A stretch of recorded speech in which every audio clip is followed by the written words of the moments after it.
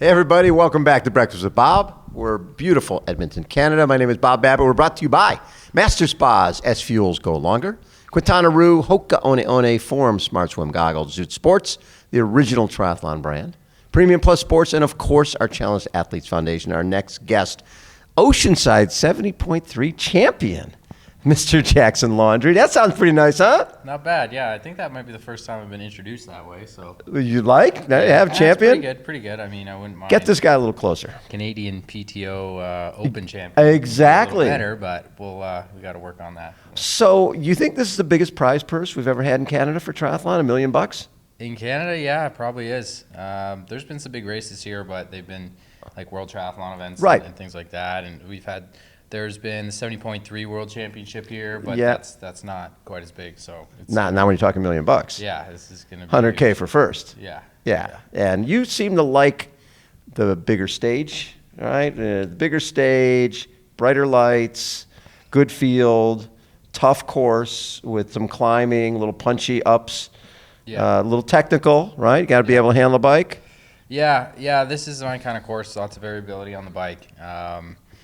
The swim's kind of always tends to be similar unless it's like an ocean swim, so that'll be that. And then the bike has got a couple of decent climbs per lap, so we're going to have 8 pretty solid climbs to deal with, which is I love that. It's good for you. That's where I train. Is it's not crazy hilly, but there's always hills. Like, it's just rolling, and you're just always getting that variability, and that's probably why that's kind of what I like to do for racing as well. So that's really good for me. It breaks up the bike a little bit. It's makes it a bit harder on a lot of the guys who are, some of these super fast runners who maybe we can kind of get rid of them. Or step one is to get to where I need to be at the front of the race. So have a good swim and be able to bridge up early in the bike.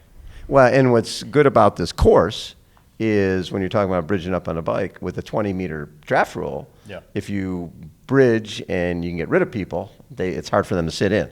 Yeah, it's going to be a much harder bike ride.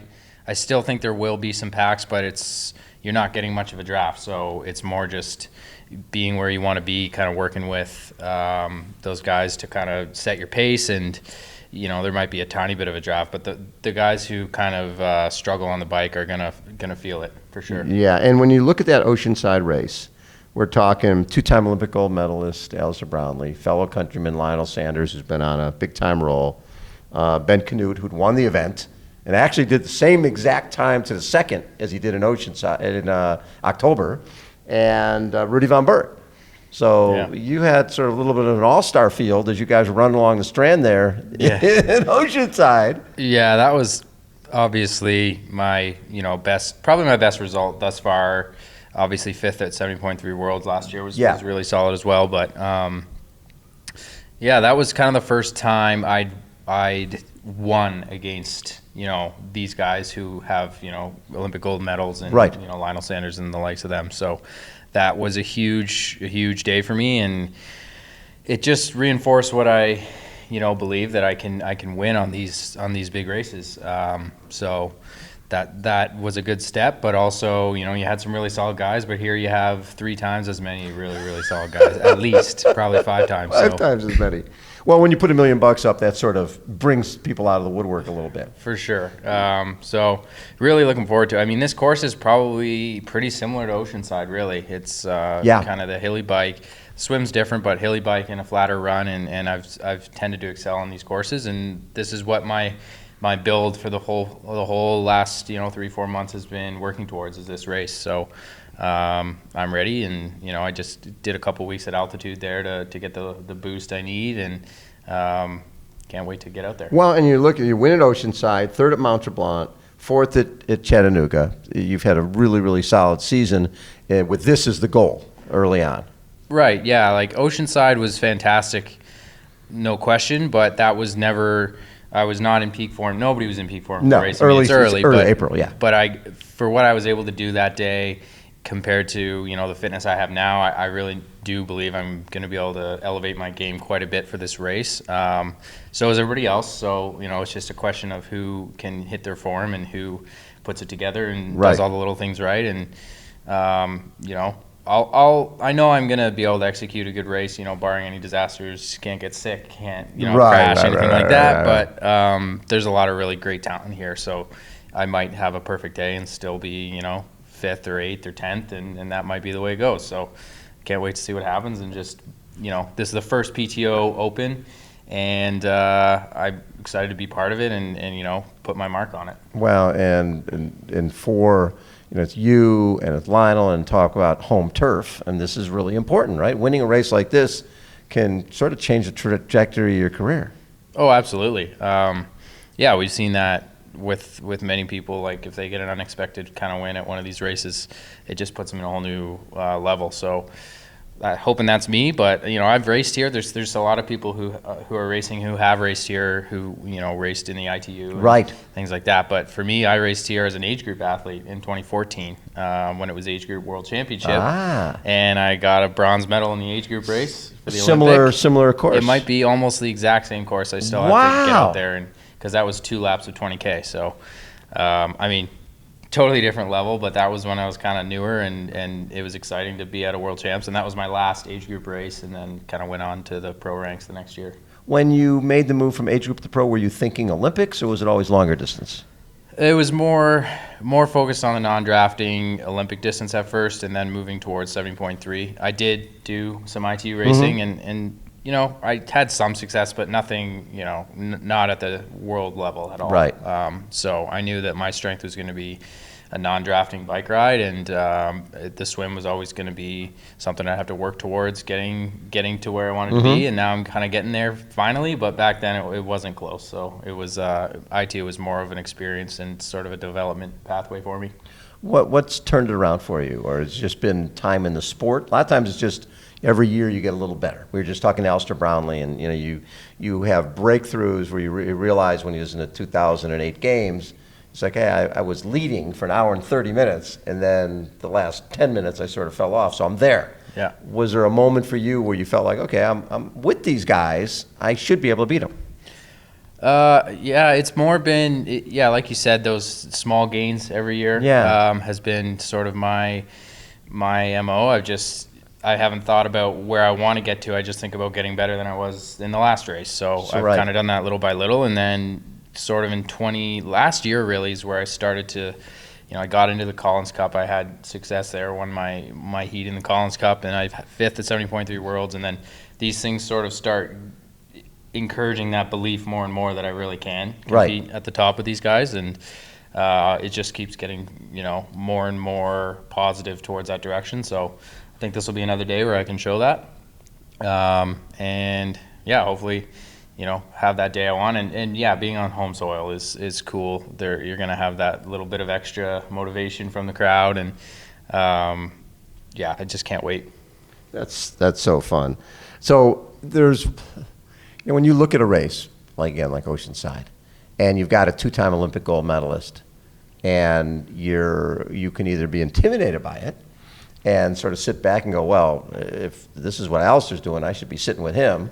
Or you go, you know what, why not seize the moment? Why not go for it? Was that a tough decision for you?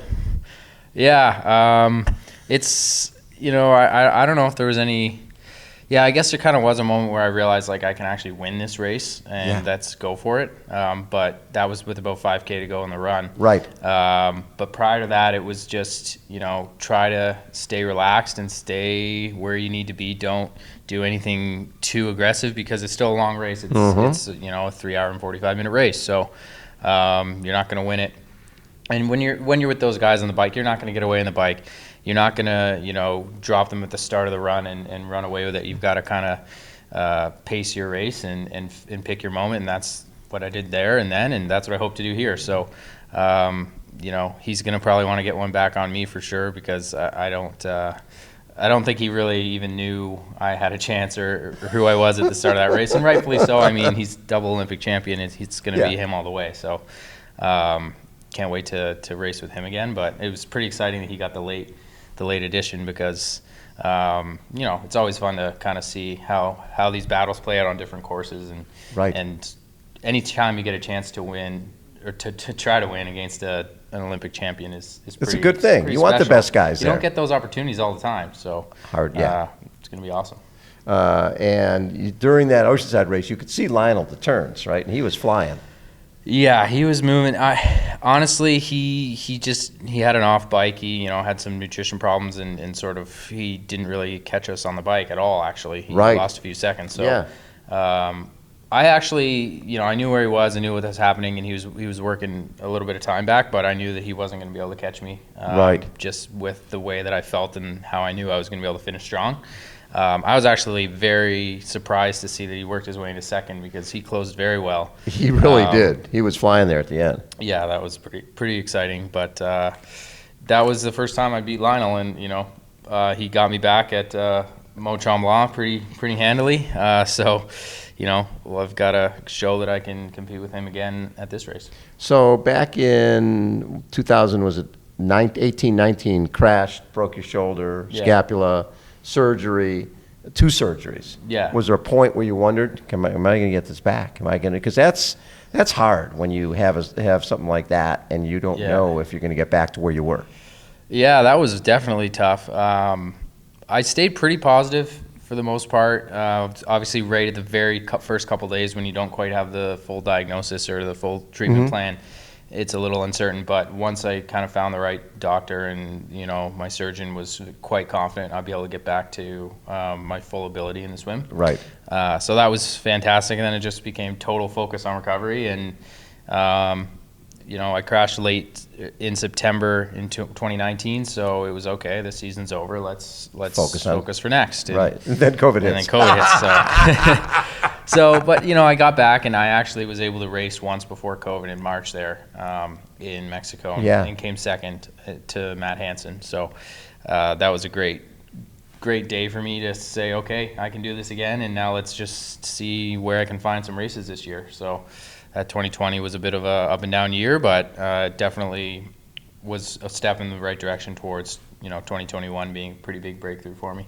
With this field, obviously you won against great guys in Oceanside, but to win this race, home soil, $100,000 prize purse, obviously extra points for moving on with Collins Cup, etc., extra dollars. What would this mean to you? Yeah, this would be it would be pretty amazing to get a win here. There's only one ever first PTO Canadian Open, and so there can only be one person to win the first one, and that would be pretty special, especially being here in Canada and being Canadian. So I've just got to, I've spent a lot of time daydreaming about what that might feel like, but I try to, not think about that too much and focus more on what can I do to prepare perfectly for this race and do everything I can to make that happen rather than thinking about what it might feel like. So let's just say I don't have a celebration plan. I've got a lot of work to do to learn the course and get through my training and do everything I need to get in the right spot for it. What did you learn about yourself coming back from that injury? A lot of times people become very introspective and realize, hey, I don't know how long I'm going to do this. I need to really focus on being the very best. Was there some positives that came out of that? Oh, absolutely. I think the positives that came out of the injury were more than the negatives. Really? Yeah, obviously the physical side, like my shoulder's never quite going to be the same that it was, but we're not, I'm not throwing a baseball as hard as I can. I'm swimming, so as long as I can maintain that level of exertion and have enough mobility, it doesn't affect me. So, I thought a lot about my training, what I wanted to do in life, what I want to do in the sport, and how can I improve what I've been doing to be better. Because how often do you have 6 months where you can't really train much? Right. So that you really use that time to focus on that and just learn from little mistakes I'd made in the past, especially that year. And it's all part of the process, but it kind of sped up my learning in the sport in a sense, even though I wasn't out there competing or training much. I think as the competition has gotten better and better and better in the sport, I think the mental side of this becomes even more important. Is that something that you've been focusing on? Absolutely. I think that it's critical. Like you said, the sport is extremely competitive now, and the difference between winning and third place and fifth place and 10th place isn't that much, and those athletes may be on the same level physically. No question. So, like you said, with the level of competition, it gets harder to be strong mentally because there's always that doubt, and as soon as you have any kind of weak spot, there's 5 guys breathing down your neck. So, yeah, it's been a huge focus for me to learn and to study, like, what should I be focusing on during a race, before a race, in training, just all those things to not waste any energy mentally, or to not kind of get myself hyped up too much or psych myself out. All those things are important, and I think I've become pretty strong in the mental side of things, but there's always room to improve, and I'm always happy to learn from others who've had success. And there's a lot of role models I have, like Simon Whitfield and Lisa Bentley at the Collins Cup last year, and I was soaking in all the knowledge I could from them and all their experience. So I'm always trying to do things like that to get that extra 0.5%, because that's what you need. Well, and it's interesting. I was one of the first people I ran into this morning was Simon Whitfield, and I was lucky enough to be there when he won the gold medal, and sort of surprised everybody. He was his first ever Olympic gold medal in triathlon, and it's Simon Whitfield from Canada. Yeah. That was, knowing that and knowing how important he was to the sport, and he was a Canadian triathlete, that had to be so cool to be working with him at Collins Cup. Oh, absolutely. It was incredible. And that wasn't my first time meeting Lionel. Of course, I've seen him at some events and had a chance to chat with him, but that was, Simon. Yeah. Lionel I've met a bunch of times. Yeah, of course. You've raced him a bunch. He's beat me many times. But for Simon, it was really cool to have that extra time to just learn sort of like what things set you apart from others, because he won a lot. He won the Olympic gold, but he won so many World Triathlon events, and he was one of the best in the world for years. Yep. Probably a decade, really. Yeah. So that was learning from him, sort of like what does it take to be able to do that and to be able to maintain that level, and sort of always being that competitive with the best, was really cool. And chatting after the race, after we got the broken spoke, and sort of soaking in some of that knowledge was really cool. So I do remember watching him win the gold medal. I didn't even know what triathlon was or anything. I was like 7 years old, and I always have been a fan of sports, and just it was so exciting watching that run where he's right there, and then it looks like he's gonna fade, and then he kind of finds another gear to get that gold. It's pretty amazing, and those are the things you see that inspire you to just you want to be in that moment or have a moment like that yourself. Well, and what he did in 2008, when it was him, it was Javier Gomez and Jan Frodeno, and he'd already been dropped, and all of a sudden he realized that, okay, I'm just going to take off here, and all the guys were sort of playing cat and mouse, and he went figuring, okay, either I'm going to sneak away and get the gold, or maybe one guy runs me down and I'll get the silver. But that took a lot of guts, and he ended up getting the silver, and basically stole the silver. Yeah, that was amazing. His finishing ability in these races is amazing. Just incredible. But yeah, that moment actually might, if you talk to him, that might have been the deepest he's ever gone in a race. Like we had him kind of on our podcast, and he said that was the deepest he'd gone in a race, and he never, even though he won and had success after that, he never got back to that same level where it was that moment that just he found something else, and you always kind of hope you can find that in a race. Exactly. And this is the type of stage where that can bring that kind of thing out in people. Well, and it's funny because when you watch that, you go, that guy won the silver, because he absolutely played the strategy perfect. It looked like he was going to be out of the medals. Next thing you know, takes off, and Jan Frodeno caught him, but he won the silver because of the move he made and having the guts to make that move. Exactly, and I mean, losing to Jan Frodeno is no, he's no slouch. So, and then they raced again at the High-V triathlon in the sprint finish, and Simon got the better of him that time. So exactly, and that was a few more dollars involved. With that was a big one. So, yeah, those are the cool things that you remember about the sport, and having Simon set the stage for Canadians coming up was awesome. And this is the type of race that'll probably produce moments like that. So it's super exciting, and can't wait to see kind of how it plays out, because it never plays out exactly like you think it will. Never does, but you certainly are one of those guys who could have that moment on Sunday. I appreciate that. Yeah, we'll see. I think so. And we've got some strong Canadians on both sides, which is exciting. So, yeah. And this venue has hosted some great events. It has. WTS races for years. Yeah, and they know what they're doing. So, it's going to be a good course and a clean race. And, yeah, you can't imagine anything better as a Canadian coming out to be able to compete here. Love it. Jackson, thanks so much for taking time. Yeah, thanks for having me. It's been awesome. Jackson Laundrie has been our guest, everybody. Again, Breakfast with Bob from beautiful Edmonton, Canada. Hold on. We'll be right